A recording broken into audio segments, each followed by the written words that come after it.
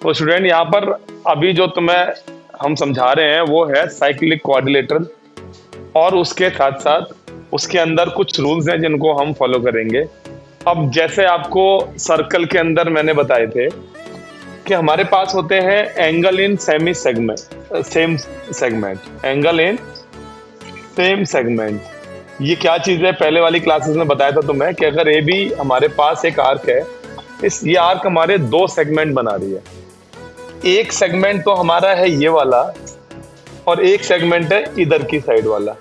तो ये एंगल जो हम ए सी बी ये हम बना रहे हैं, और एक एंगल जो हमने ए डी बी यहाँ पर हमने फॉर्म किया है, दोनों ही एंगल आपस में इक्वल होते हैं। इनको बोलते हैं एंगल इन सेम सेगमेंट। क्या बोला जाता है इन्हें? Angle in same segment. एक तो ये हम ध्यान रखेंगे। दूसरा, इस वाले क्वेश्चन के लिए हम फॉर्मूला एक और ध्यान करना है हमने, कि जो एक क्वाड्रिलेटरल होता है जिसे हम साइक्लिक क्वाड्रिलेटरल कहते हैं। साइक्लिक का मतलब भी ये होता है कि उसके चारों वर्टेक्स जो होते हैं, चारों वर्टिसेस जो होते हैं वो सर्कल पे होते हैं। जैसे ए बी सी डी, ये जो क्वाड्रिलेटरल है बिना बोले साइक्लिक है, क्योंकि इसके चारों जो एंगल जहां पर बनते हैं, यानी चारों जो इसके कॉर्नर होते हैं वो किस पर हैं?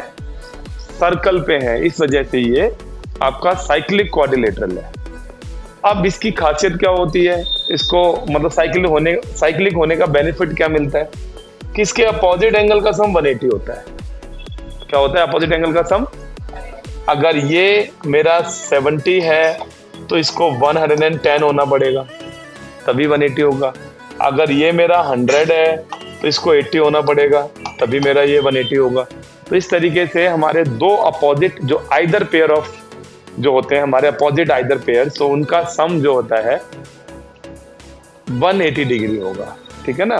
तो कोई भी हमारा पेयर हो, आमने सामने के कोई भी एंगल हो, ठीक है ना, आइदर अपोजिट एंगल्स का जो सम होता है वो 180 डिग्री। ठीक है? अब इसी के ऊपर ये एक क्वेश्चन है हमारे पास। पहले हम इस क्वेश्चन को समझ लेते हैं। अब ये क्वेश्चन तुमने देखना है ध्यान से। इन्होंने कहा एक हमारे पास A B C D quadrilateral है और वो साइक्लिक है। अब जब वो साइक्लिक क्वाड्रिलेटरल है तो उसके चारों वर्टेक्स क्या होंगे? सर्कल पे होंगे। क्लियर है? अब चारों हमारे सर्कल पर है, तो इनमें से इन्होंने बोला कि एंगल डीबीसी, तो देखेंगे हम डीबीसी इस लाइन से, डी बी सी, ये एंगल इन्होंने हमें दिया है 55 डिग्री का। अब जब ये एंगल हमारा 55 डिग्री का है डीबीसी, तो आपको पता होना चाहिए फिर डी ए सी भी कितने का होगा? 55 का। ये वाला एंगल भी कितने का होना चाहिए? रीजन क्या है? अभी बताया आपको ऊपर, एंगल इन सेम सेगमेंट।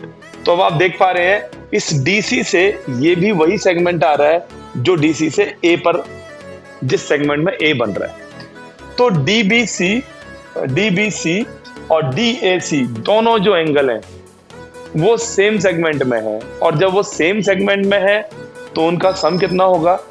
वो एंगल आपस में क्या होंगे? इक्वल होंगे।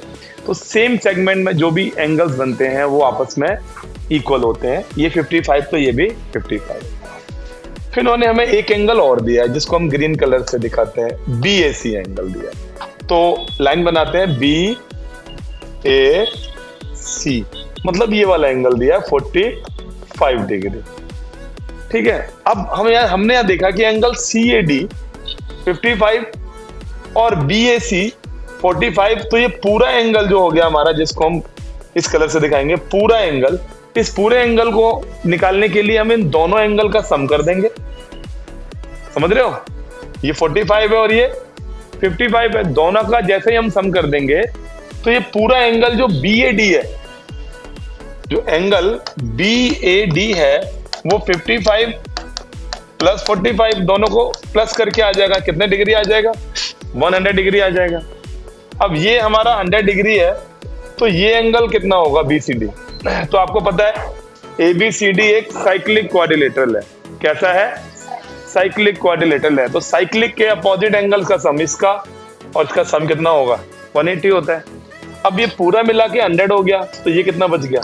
80, क्योंकि दोनों एंगल का सम, आइदर अपोजिट एंगल्स का जो सम होता है वो कितना होता है साइक्लिक में 180।